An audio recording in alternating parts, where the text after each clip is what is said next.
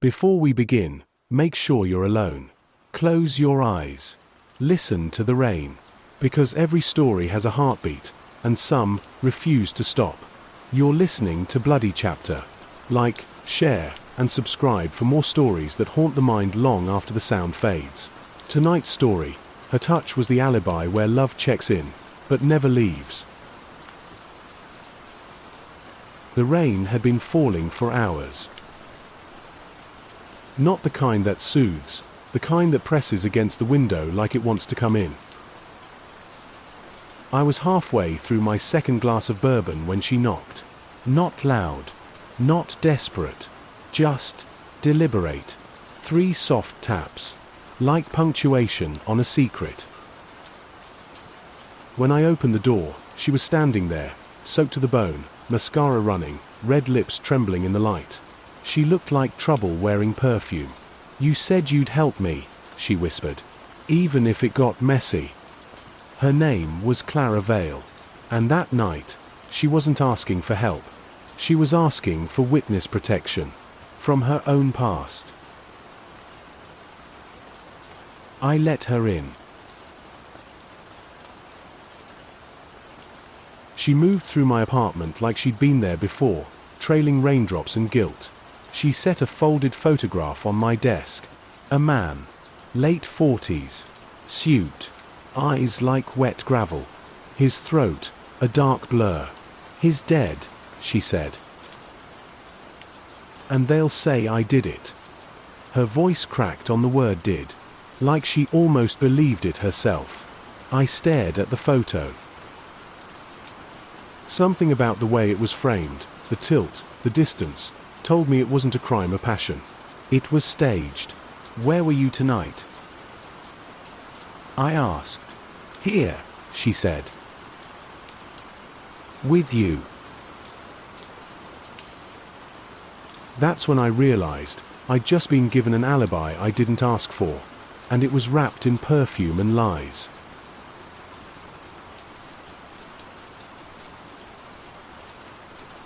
She sat across from me, legs crossed, eyes steady.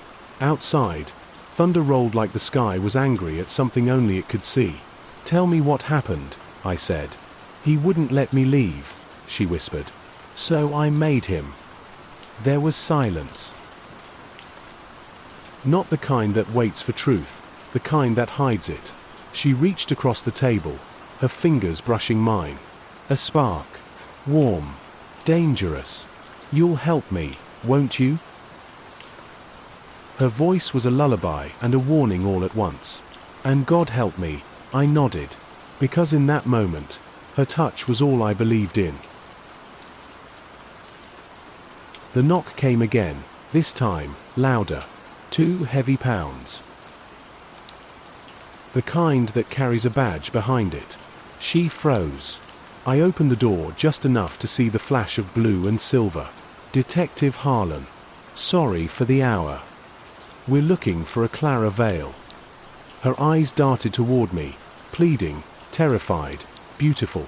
In one motion, I grabbed her coat, stuffed her in the bedroom, and closed the door. "Haven't seen her," I said. "Mind if we come in?" The detective's gaze was sharp, but tired, the kind of tired that only comes from chasing the truth too long. He stepped inside, scanning the room. His eyes landed on the photograph on my desk. "Interesting," he said. "You like collecting murder victims?" "Just the headlines," I replied. He didn't laugh. He left after a minute that lasted forever. When the door closed, I turned to the bedroom. She was gone.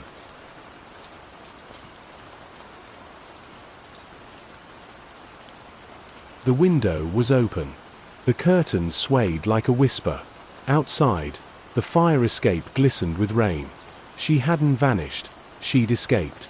I ran my fingers over the glass she'd been holding. Lipstick print. Crimson. Perfect. In that silence, I realized what she'd done. She hadn't come for help. She'd come to plant evidence. Her touch wasn't affection. It was insurance. The rain grew louder, like applause for a tragedy already written. And somewhere in the distance, a siren began to wail. The night didn't end. It just sank deeper. The rain was still falling, same rhythm, same heartbeat, like it was trying to wash something away. I sat there staring at the glass. Her lipstick mark glowed faintly in the dim light. I should have wiped it clean. I didn't. Instead, I found myself touching the rim, tracing the shape of her lips, wondering what kind of woman builds an alibi out of desire. The phone rang. A hollow sound that cut through the rain like a blade. Mr. Reed? This is Detective Harlan. We'd like to ask you a few more questions.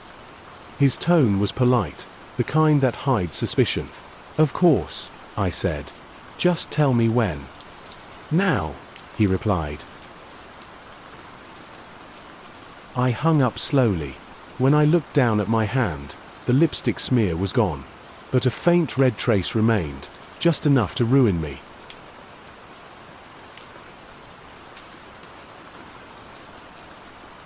They call it an interrogation room, but it feels more like a confession booth without the mercy.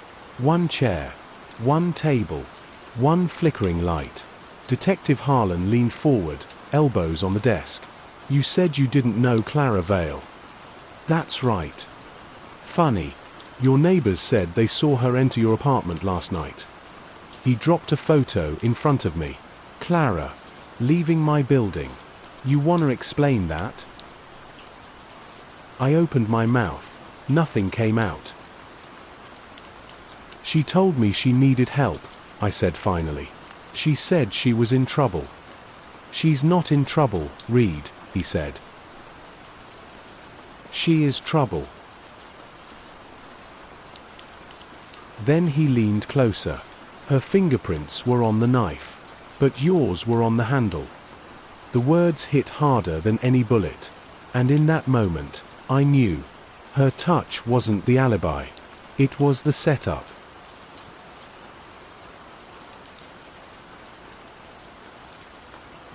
They let me go at dawn. No charges yet. Just suspicion wrapped in paperwork.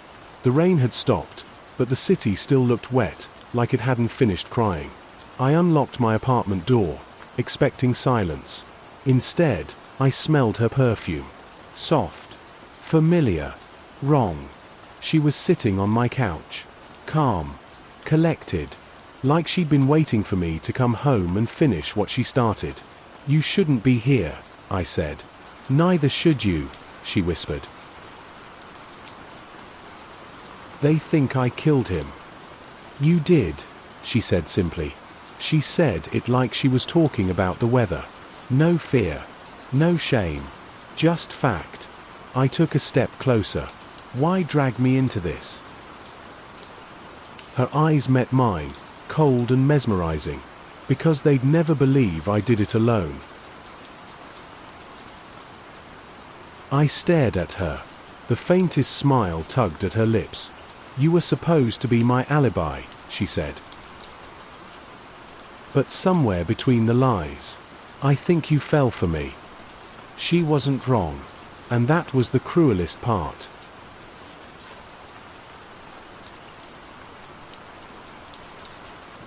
We stood there, two people bound by fear and lust and something darker. The storm outside returned, quiet at first, then steady, then endless. He was my husband, she said softly. He hurt me, used me, so I ended him. And me? I asked. You were the only one who looked at me like I was worth saving.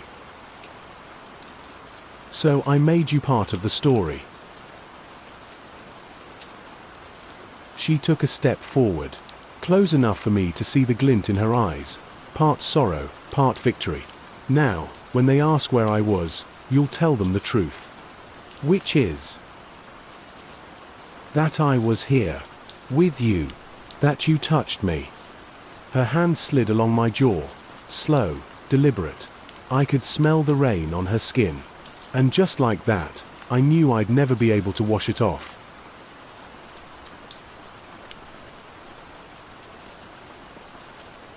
Three days later, they found her body. Abandoned car. Bridge. No signs of struggle. Suicide, they said. Case closed. But I knew better. Clara never ended things. She just rewrote them. I sat alone that night, watching the rain trail down the window. It looked like fingerprints, her fingerprints, sliding toward the edge. On the table beside me sat the same glass. Lipstick still faintly visible. The evidence I couldn't bring myself to destroy. Then, a knock. 3 soft taps. Exactly like before. I opened the door. No one there. Just the scent of her perfume drifting through the hall.